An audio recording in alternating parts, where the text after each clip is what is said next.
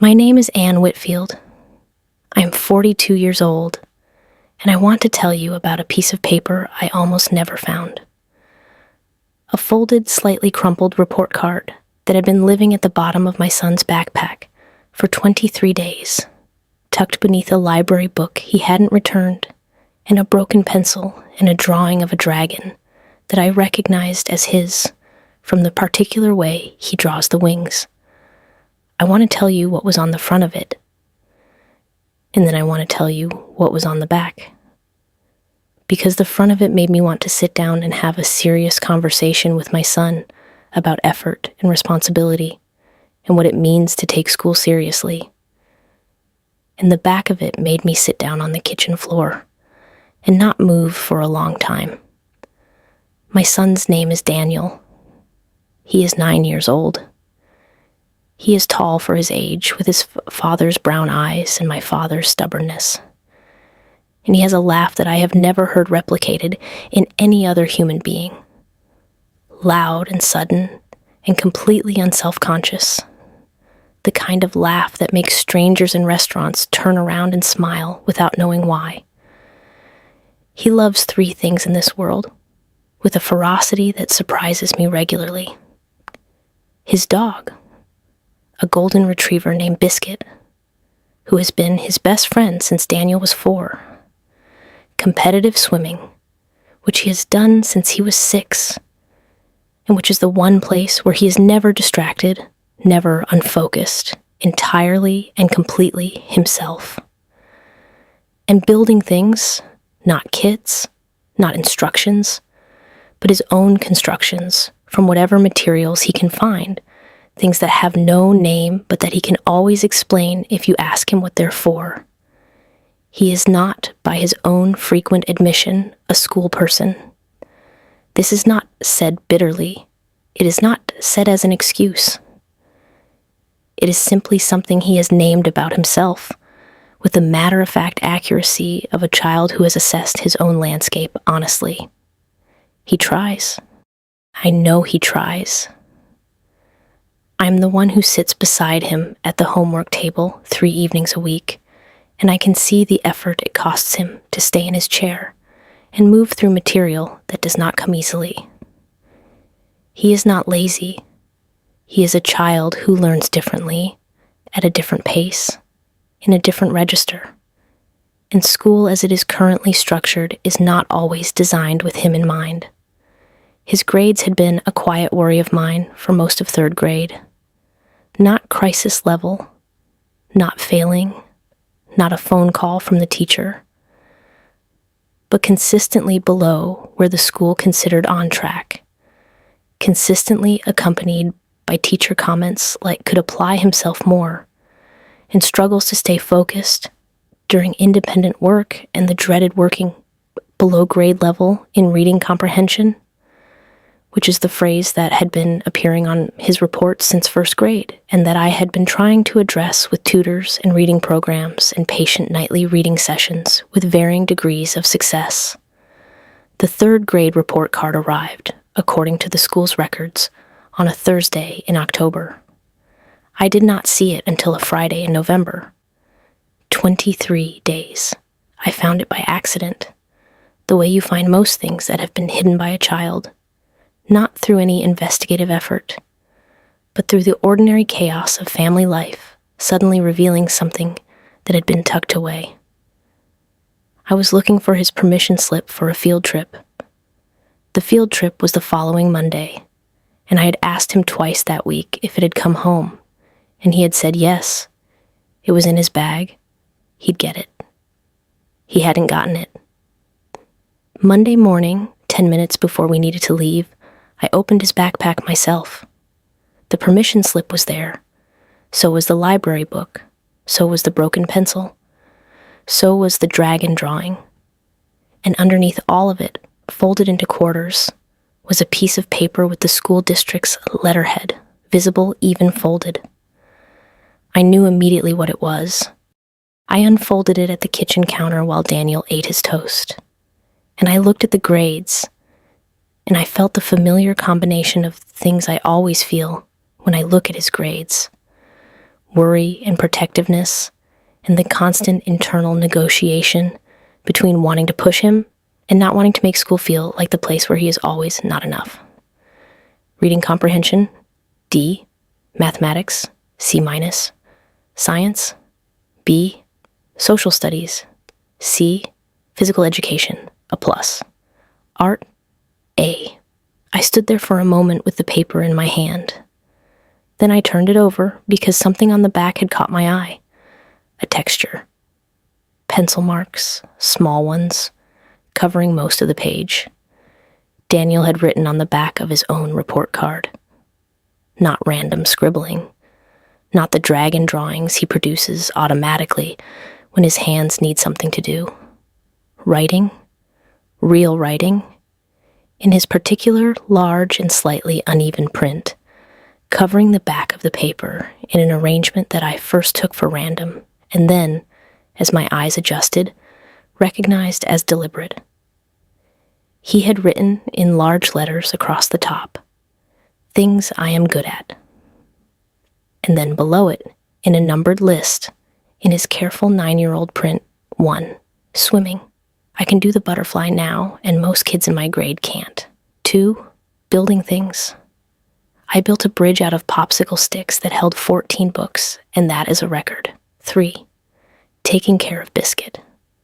I never forget to feed him even once. 4, making people laugh. Mom says this is a real skill. 5, knowing which way is north. I just always know. 6, being a good friend. Jake said I am the best friend he ever had. 7, drawing dragons. Mine look real. 8, not giving up in races even when I'm losing. 9, fixing things. I fixed the toaster and Dad didn't even know it was broken. 10, remembering things that matter. I remember every birthday, and I remember what everyone's favorite food is, and I remember the name of every dog I've ever met. At the bottom of the list, in slightly smaller letters, he had written, "These are not on the report card, but they are real." I stood at the kitchen counter with his report card in my hand, and I read it 3 times. Then I set it down very carefully, the way you set down something fragile. And I looked at my son sitting at the table, eating his toast, with Biscuit's chin on his knee, and I thought, when did he write this? Sitting in his room alone, after he decided not to show me the grades? Did he write it right away, as a defense, as a reminder to himself? Did he sit on his bed with the report card and a pencil and make a list of 10 things he was good at because he needed to hold them in his hands alongside the grades and remember that both were true? He was 9 years old. "Daniel," I said. He looked up, read my face the way children read faces when they know something has been found. "I found the report card," I said. He looked at his toast. "I know," he said. "Why didn't you show me?" A pause, the particular quality of a child deciding how honest to be. "Because you'd be sad," he said, "and then I'd be sad, and it was already a bad week." I came to the table and sat down across from him. Not with the report card. I left that on the counter. I sat down with just myself. "I read the back," I said. He went very still. "When did you write that?" I said. He shrugged, picked at the edge of his toast. "The day it came," he said. "I read the front and I felt really bad. So I turned it over and I wrote the other stuff, so I could remember." "So you could remember what?" He looked up. "That I'm not just the grades," he said. "That there's other stuff. That the grades are real, but they're not. They're not all of it." He looked back at his toast. "I know I'm not great at reading. I know. I'm trying. But I didn't want that to be the whole thing." I sat with that for a moment. 9 years old, alone in his room with a bad report card. And his response, his private, unasked for, completely self-generated response, was to turn the paper over and write himself a list of 10 things he was good at, and then to close it up and put it at the bottom of his backpack and carry it around for 3 weeks as a kind of private talisman. Not to show me, not for reassurance, for himself, because he needed to remember that the grades were real, but they were not all of it. I thought about every parent-teacher conference where I had sat across from his teachers, and we had talked about reading levels and focus and working below grade level. I thought about the homework evenings, the ones where he sat at the table long after he should have been in bed, working through a reading worksheet with the visible effort of someone pushing against something that pushed back.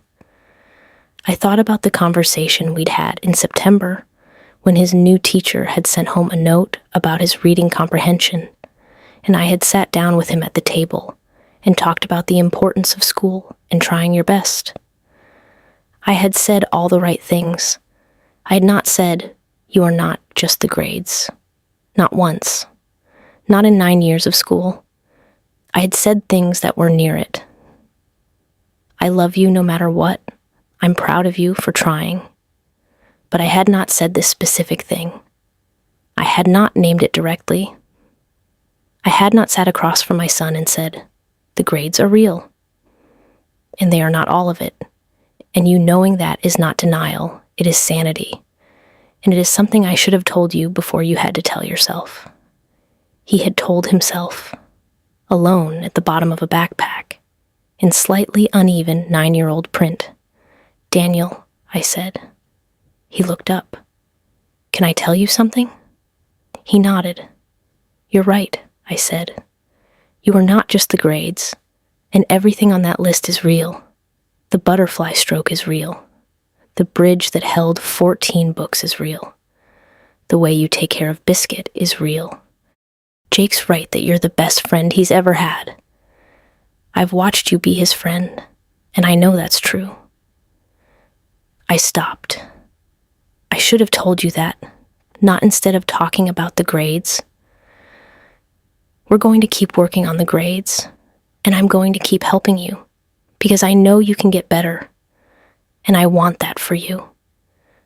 But alongside the grades, I should have been saying the other list at the same time, and I wasn't saying it loudly enough, and you had to make it yourself. He was looking at me very carefully.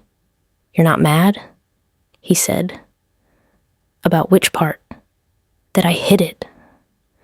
I thought about 23 days, about a 9-year-old carrying a folded piece of paper at the bottom of his bag, the front and the back together, the grades and the list, the official version and the true one. "No," I said. "I understand why you did it. I don't want you to hide things from me in the future. I want you to bring me the hard things even when they're uncomfortable. But I understand why you did it this time. And I'm not mad." He let out a breath. "The back was just for me," he said. "I didn't write it to show anyone." "I know," I said, "and I'm glad you let me see it anyway." I called the school that afternoon, not to complain, not to dispute the grades, but to request a meeting. A different kind of meeting from the ones we usually had.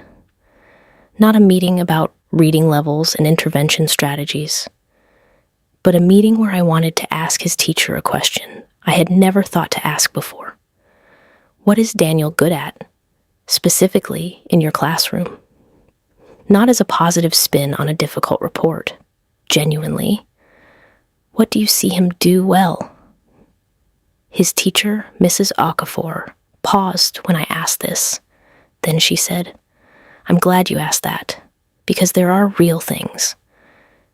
She told me that Daniel was the child in her class most likely to notice when another student was having a hard day, that he had twice gone out of his way to include a boy who was frequently left out at recess, without being asked or prompted, that he had a quality of spatial reasoning she rarely saw in children his age.